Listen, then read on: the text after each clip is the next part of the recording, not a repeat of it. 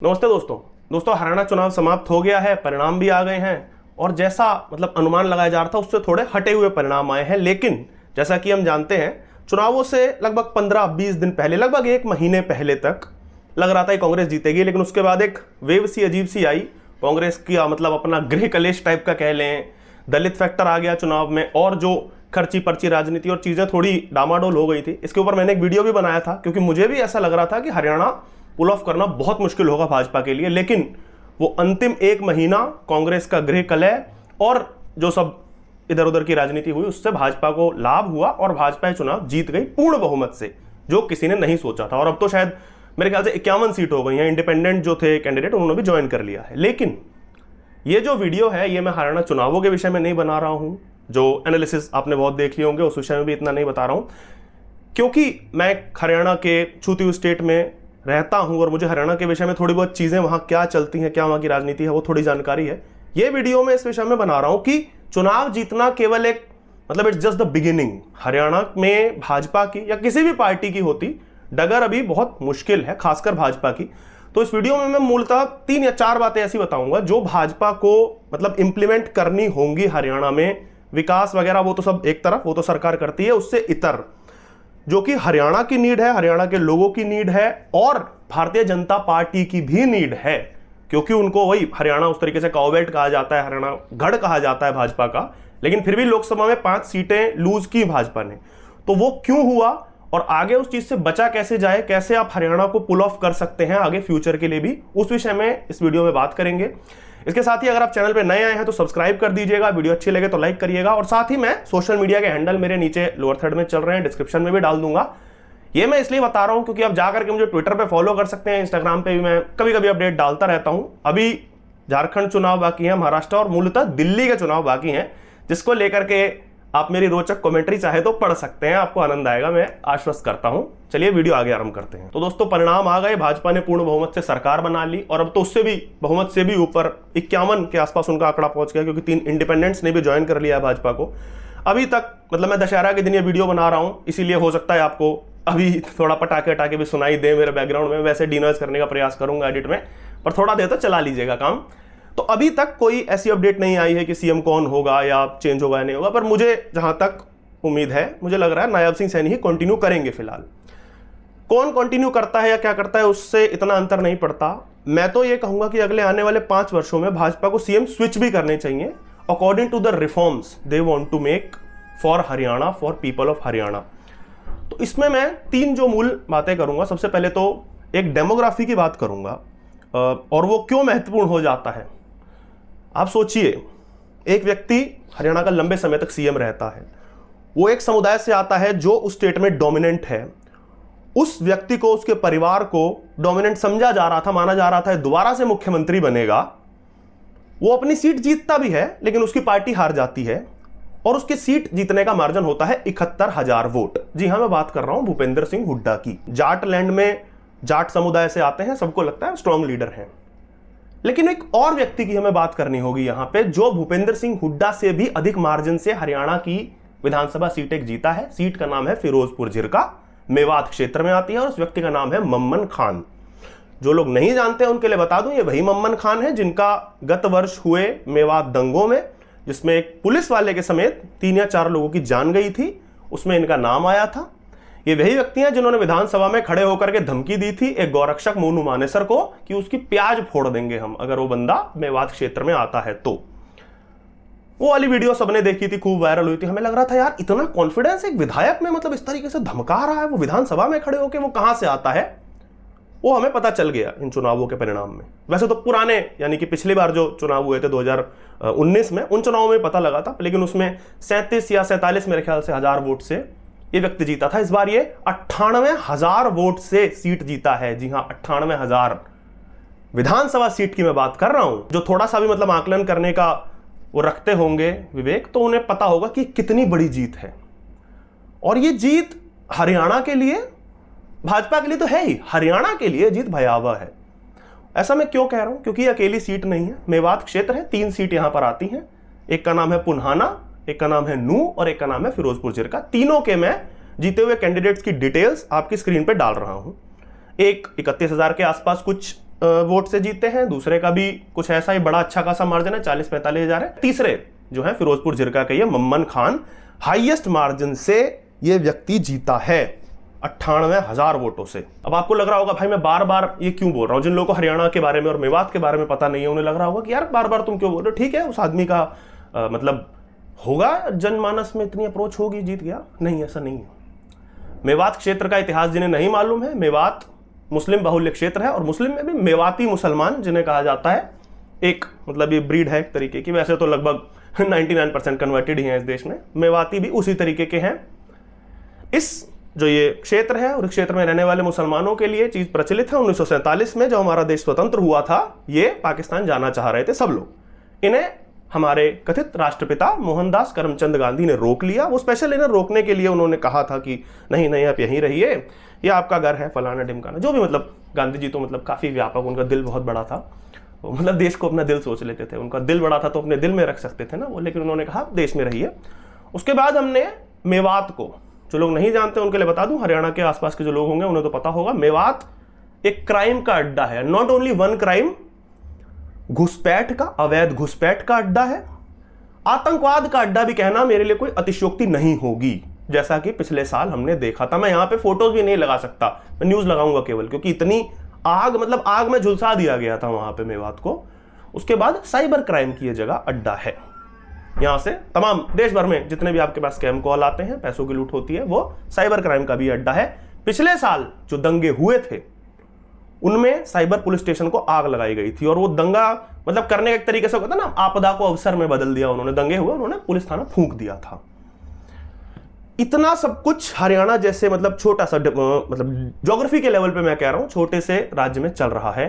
तो इसलिए ये एक बड़ी समस्या है हरियाणा की। और मुझे लगता है कि अनिल विज, जी हाँ, ये अनिल विज 7,000 वोटों से इस बार जीते हैं। कहा जा रहा है कि मतलब सीट बचा पाए हैं अपनी, लेकिन दिग्गज नेता है, विश्व हिंदू परिषद से आते हैं, मतलब बैकग्राउंड उनका विश्व हिंदू परिषद है और हिंदूवादी नेता है। मुझे लगता है कि इस समस्या को सुलटाने के लिए अनिल विज को या तो मुख्यमंत्री पद अभी ना दे, 2 साल बाद दे, 2 साल बाद ना दे, 3 साल बाद दें, या तो दें, या फिर होम मिनिस्ट्री दें, उनको फ्री हैंड देना चाहिए, क्योंकि ये हरियाणा की एक भीषण समस्या है जिससे निजात पाना मतलब कठिन है। और अगर अभी निजात नहीं पाई गई, अब निजात पाने से मेरा अर्थ क्या है, ऐसा तो है नहीं ना आप उनको बाहर निकाल देंगे, नहीं। पहली बात तो इन सीटों का डिलिमिटेशन होना चाहिए, परिसीमन यहां पे आवश्यक है। मतलब 1,30,000 वोट उस आदमी को मिला है, किसी को इतना वोट नहीं मिला है हरियाणा में। कैसे? मुझे तो थोड़ा बहुत ये भी शक है कि वहां पे इलीगल लोग बसे हुए हैं और उनके हो सकता है फेक आधार कार्ड, फेक वोटर आईडी बनवाई गई हो, वोट डाला गया हो। कांग्रेस चिल्ला रही है ना, मतलब फर्जीवाड़ा हुआ, फर्जीवाड़ा हुआ। इस पे भी उन्हें बात करनी चाहिए कि मे बी पॉसिबल मेवात क्षेत्र में भी फर्जीवाड़ा हुआ है। तो ये एक बड़ी समस्या है हरियाणा की, और अनिल विज मुझे लगता है इससे निपट सकते हैं। तो जो मैंने कहा था कि 3 में से 1 जो मेरा ये सजेशन होगा, वैसे तो मतलब भाजपा के बड़े लोग या नेता तो मेरी वीडियो नहीं देखेंगे, लेकिन हाँ, आम लोग ये वीडियो देख रहे हो, वो अपने क्षेत्र के विधायक तक, सांसद तक, ऊपर तक पहुंचा सके। तो एक तो समस्या ये। दूसरी, अनिल विज ही जो समस्या निपटा सकते हैं वो है जो एग्जाम माफिया चल रहा है। हरियाणा में भी चल रहा है और भी राज्यों में चल रहा है, झारखंड में चल रहा है। हरियाणा में थोड़ा बहुत इससे निजात पा ली गई है, थोड़ा बहुत अभी बाकी है। वही पेपर लीक का कहें, या वही एक जो चला था पूरे एग्जाम सेंटर जो है हाईजैक कर लिए जाते थे माफिया का पूरा, उसमें उसको भी उनसे निजात पाने के लिए उस पर डंडा चलना आवश्यक है। डंडा से मतलब कानून का डंडा। तो योगी मॉडल एक तरह से अगर कह सकूं मैं, तो योगी मॉडल एक हरियाणा में भी आवश्यक है इस प्रॉब्लम के लिए। अब आते हैं दूसरी चीज पे। ये वैसे इसी का सब पॉइंट था, दूसरा वाला पेपर वाला। ये मुझे लगता है कि अनिल विज जैसा व्यक्ति ये दोनों समस्याएं निपटाने में सफल होगा। दूसरी समस्या जो जातिवाद वाली है, जिसपे कांग्रेस खेल रही है, सीधी सी बात है भाई, विपक्ष में वो तो खेलेंगे। भाजपा उनकी पिच पे जाके खेल रही है कि वो जाति की बात करते हैं, ये भी जाति की बात करने लगते हैं, तो थोड़ा सा सीन हिल जाता है। और उसी का परिणाम हमें 2024 लोकसभा चुनावों में देखने को मिला। उसी के विपरीत हरियाणा में हमें परिणाम देखने को मिला, जब भाजपा इस जाति की राजनीति में नहीं फंसी और बटेंगे तो कटेंगे वाले एंगल पे उन्होंने चुनाव खींचा और अपनी पिच पे खेले। इसलिए इसी अप्रोच को पकड़ के, और ये जाति का जो कीड़ा दोबारा से बोने का प्रयास किया जा रहा है भारतीय राजनीति में, क्षेत्र की राजनीति में तो है, भारतीय राजनीति में भी, इसलिए नायाब सिंह सैनी को भाजपा को कंटिन्यू कराना चाहिए, ताकि पूरे ओबीसी समाज, दलित समाज, पिछड़ा समाज जो भी है, उसको वो उनके अंदर जो जातिवाद का बीज बोया जा रहा है पुनः, उसकी जड़ों को मतलब काटा जा सके। और ये एक जो चल रही है ना जाति जनगणना वाली नौटंकी, और उसके बाद ये बढ़ेगा वो बढ़ेगा, उस सब पे मतलब पानी फेरना, विपक्ष की वो जो पूरी एजेंडा चल रहा है उस पर पानी फेरने का काम नायाब सिंह सैनी अच्छे से कर सकते हैं। आपको कुछ नहीं करना है, आपको जातिवाद का कीड़ा मारना है और हिंदू वोट कंसोलिडेट करना है। कोई शर्म नहीं होनी चाहिए आपको ये बात बोलने से कि हाँ भाई बटेंगे तो कटेंगे। अब तो प्रधानमंत्री ने ये चीज हरियाणा में भी लागू होनी चाहिए। और आगे हरियाणा में थोड़ी सी प्रॉब्लम है अभी भी कि कुछ क्षेत्रों में जहां कोई जातियां डोमिनेंट हैं वो कोई दूसरी जातियों पे थोड़ा सा डोमिनेंस अपना जताती हैं, उस तरीके के क्राइम होते हैं। इससे निजात पाने के लिए एक ओबीसी सीएम कहें, दलित सीएम कहें, कोई भी, नायाब सिंह सैनी हम सिंपल कह सकते हैं, वो कंटिन्यू करें। और 1-2 साल में अगर वही हिंदुत्व की अप्रोच पकड़ी गई तो जातिवाद वाला जो प्रयास किया जा रहा है विपक्ष के द्वारा एजेंडा चलाने के लिए, हिंदू वोट तोड़ने के लिए, उसे मतलब निपटाया जा सकता है। अब मैं आता हूं अंतिम पॉइंट पे, और ये पॉइंट मैं क्यों ऐड कर रहा हूं ये भी मैं बताऊंगा।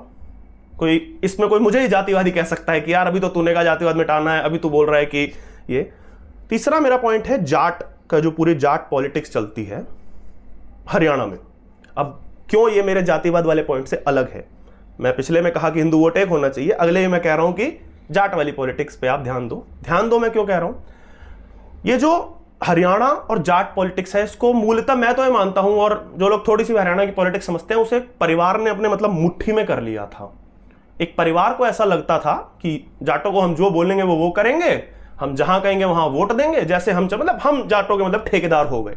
अब की बार वो एक तरीके से उनके जो वो कहते हैं ना कि सपने देखना अच्छी बात है, तो सपने उनके सपने ही रह गए।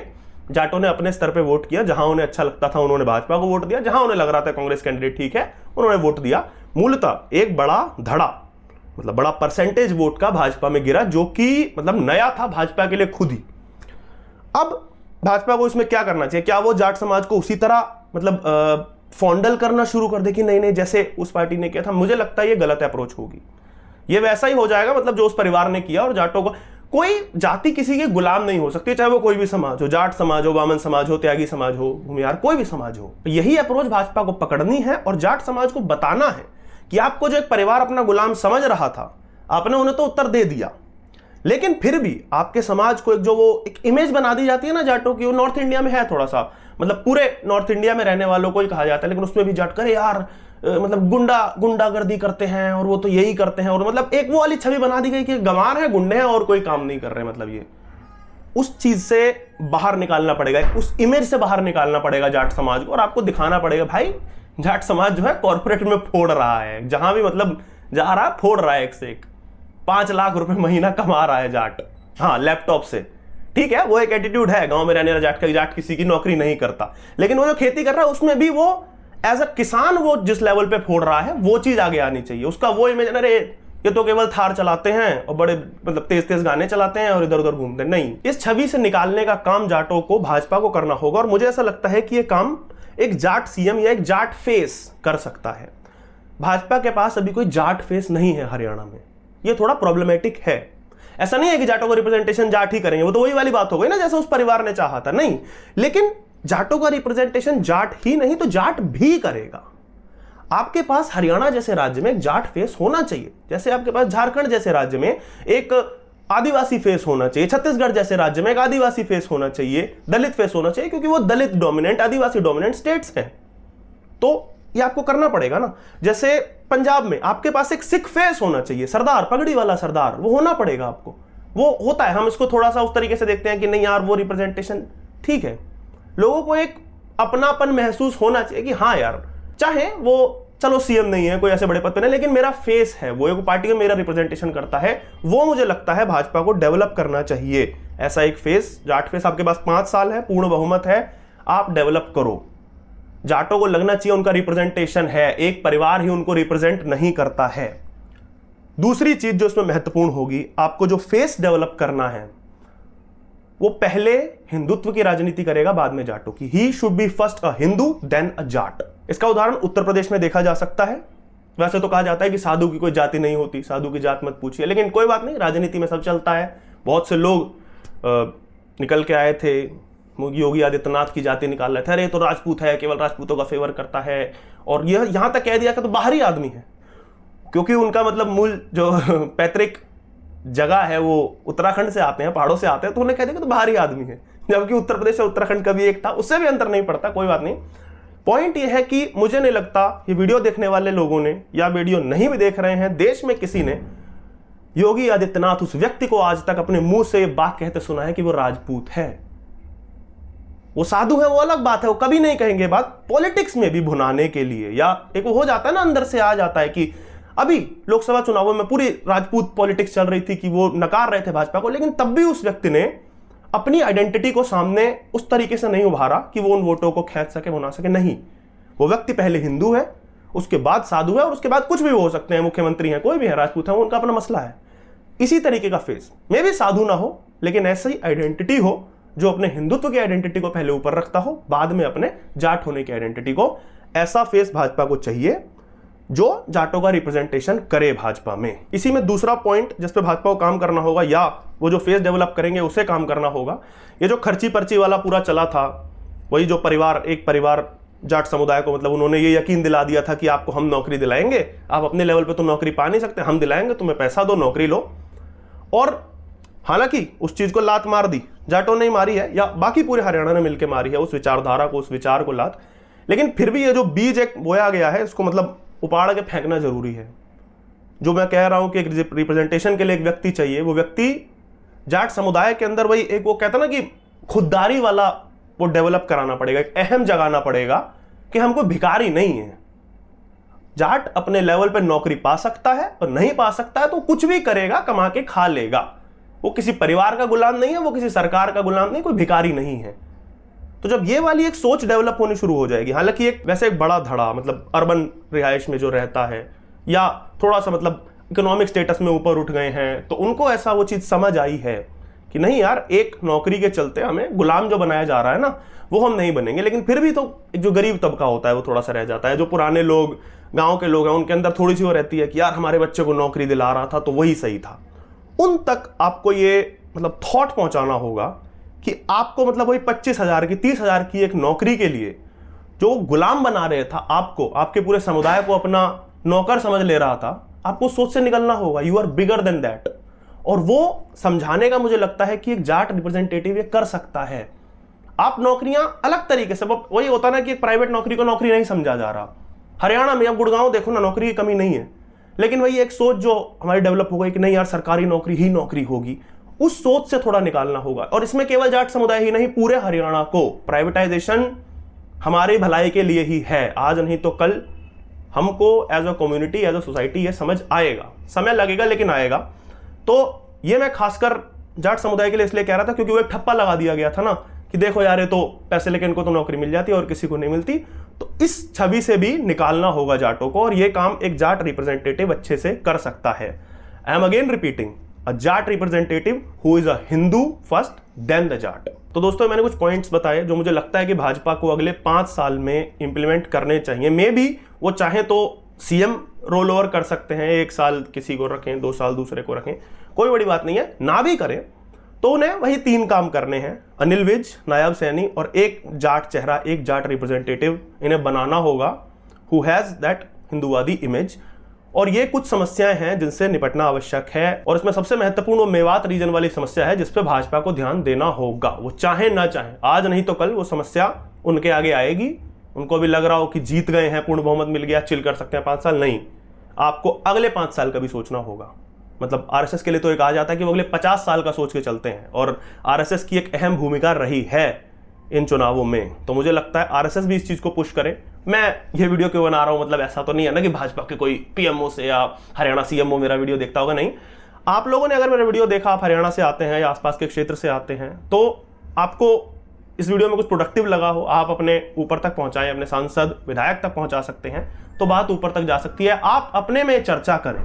आप अगर हरियाणा या आसपास के क्षेत्र से आते हैं, आपको भाजपा की सरकार से क्या आशाएं हैं, आपको किस तरह के रिफॉर्म्स चाहिए, मतलब विकास तो वो तो है ही, वो तो एक गाड़ी पैरेलल चलेगी, इसके साथ ही जो रिफॉर्म्स चाहिए होते हैं किसी भी स्टेट को, किसी भी देश को, उसके बारे में आप बताइएगा मुझे कमेंट्स में। वीडियो अच्छा लगा हो तो लाइक अवश्य करिएगा, साझा करिएगा व्हाट्सएप पर, फेसबुक पे, जहां भी आप सोशल मीडिया पे हैं, अपने दोस्तों में, परिवार वालों में, जिसमें भी। और यहां तक अंत तक वीडियो देखने के लिए आपका बहुत बहुत धन्यवाद। अंत में एक बार पुनः याद दिलाना चाहूंगा डिस्क्रिप्शन में मैंने अपने सोशल मीडिया लिंक्स दिए हैं, ट्विटर पे आप मुझे फॉलो कर सकते हैं। और दिल्ली चुनाव में भी जो मजा आएगा उसको लेकर भी अभी एक वीडियो प्लान कर रहा हूं, और चुनाव जैसे जैसे नजदीक आएंगे उस पर भी और वीडियो बनेंगी। जुड़े रहने के लिए बहुत बहुत धन्यवाद।